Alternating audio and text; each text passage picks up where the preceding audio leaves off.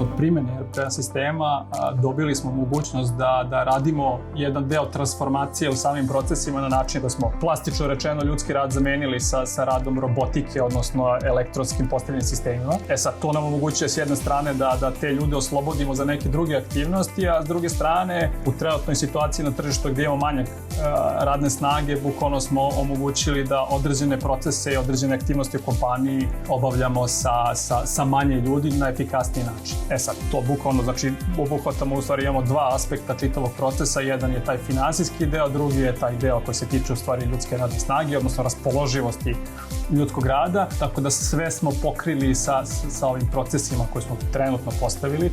To je jedan benefit, odnosno dva benefita, a treći bio jeste da nam postavka čitavog sistema omogućava da možemo da proširimo tu bazu aktivnosti sa nekim novim aktivnostima, odnosno da kako sam proces i poslovi nameću dodatne aktivnosti, da pokušamo da ih pokrijemo robotskim delom, a ne manualnim ljudskim radom, tako da ostvarujemo dodatne benefite.